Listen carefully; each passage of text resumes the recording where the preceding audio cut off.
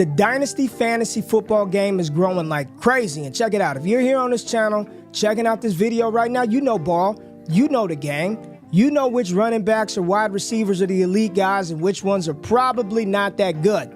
But with this growth of Dynasty fantasy football comes a desire for content that talks about strategy around roster construction, strategy around why and when to make certain type of deals in your Dynasty leagues. And we over here at DD, we pride ourselves on providing actionable and entertaining content. So as we progress through the offseason, free agency, NFL draft, through the summer leading up to the 2024 season, I'm excited because we're going to bring content creators on this channel that also live, play, eat, and breathe that same philosophy. And on this video today is just a start. My man Shane Manila is 1/3 of the Dynasty Trades in 5 crew. This man has been playing Dynasty fantasy football even longer than me.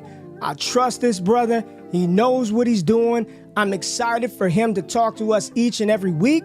Nice, quick, short-hitting videos talking through some of that Dynasty fantasy football strategy. So every single week, my dog Shane Manila on the channel, and I'm excited. Give my dog a follow at Shane is the worst on X. Let's get into the video.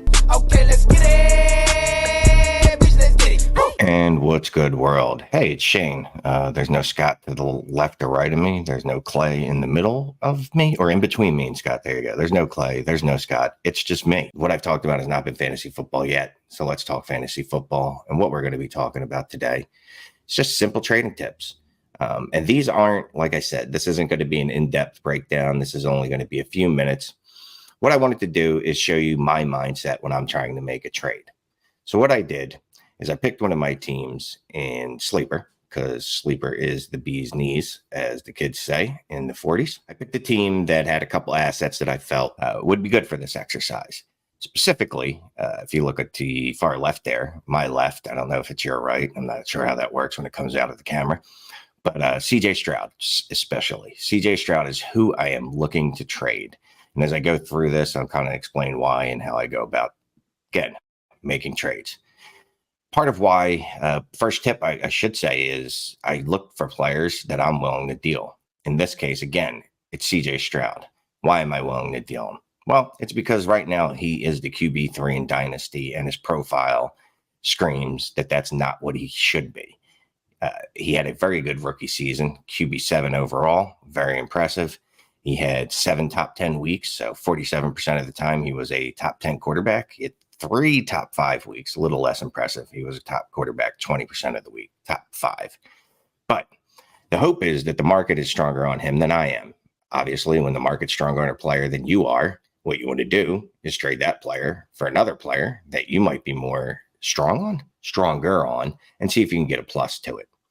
So what I do is, again, I identified my first player in CJ Stroud. That's the player I'm looking for. That's the first thing I'm going to do.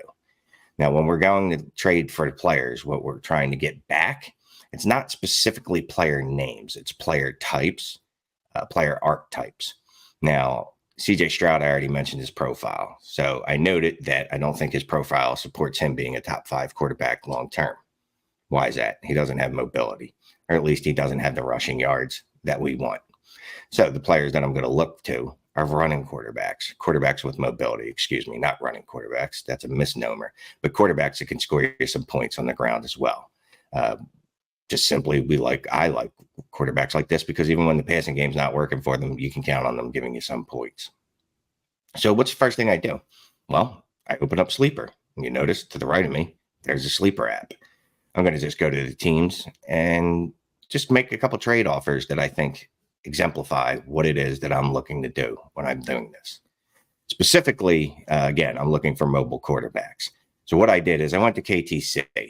I won't be able to trade CJ Stroud for Josh Allen, not straight up at least. And I probably don't feel like and don't want to, I should say, and it's not smart to add the CJ Stroud to get to Josh Allen. That would be a poor use of assets. So what I'm going to do is try to go the other way, tearing down. One of the bedrocks of probably my entire life is the tear down strategy. I do like to consolidate, but again, tearing down is probably nearest and dearest to my heart. So when I'm looking at quarterbacks, there's 3 that come to mind that are below him in KTC rankings. There's Jalen Hurts, who's coming up as the QB5.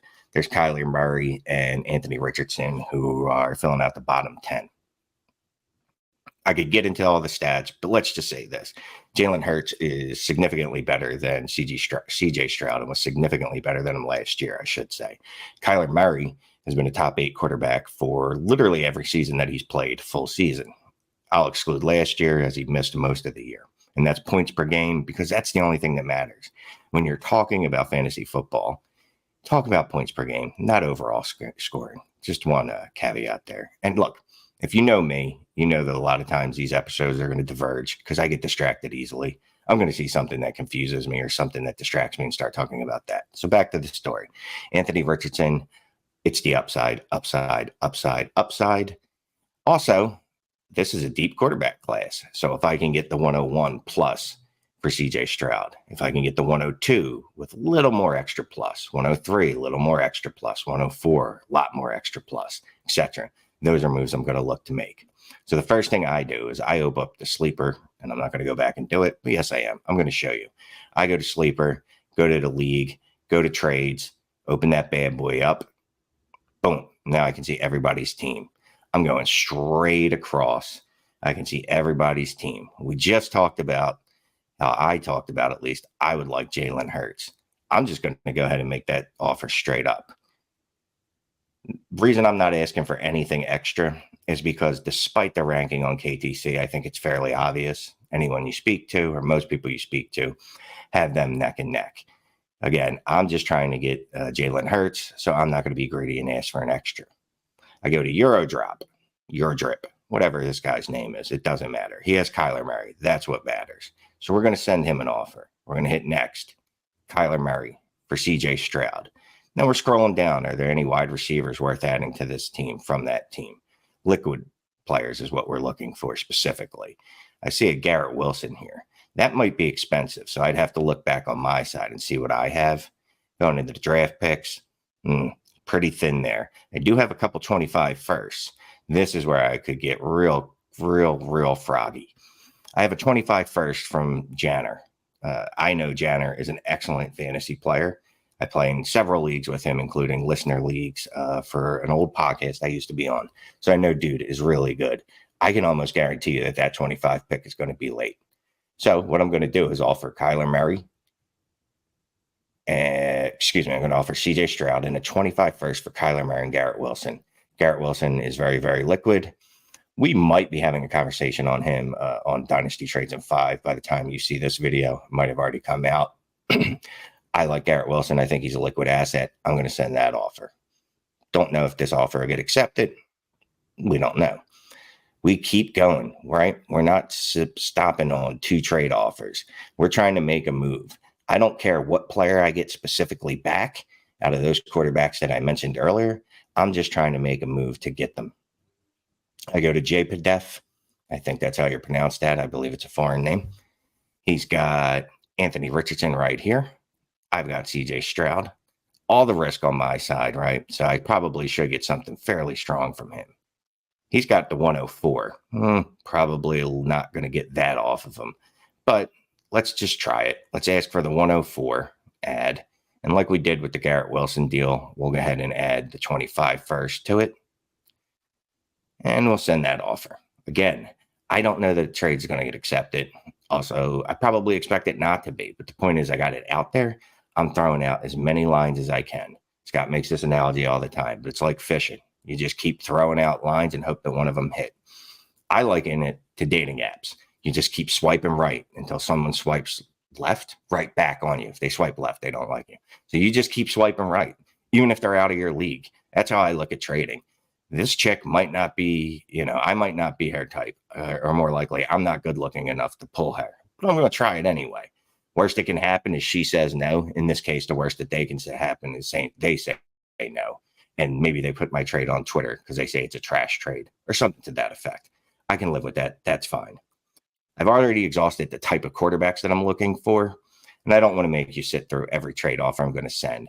But obviously, then I'm going to go look at the trade picks. I see that Mikey McCoo here has the 25 first, a 24 101, excuse me.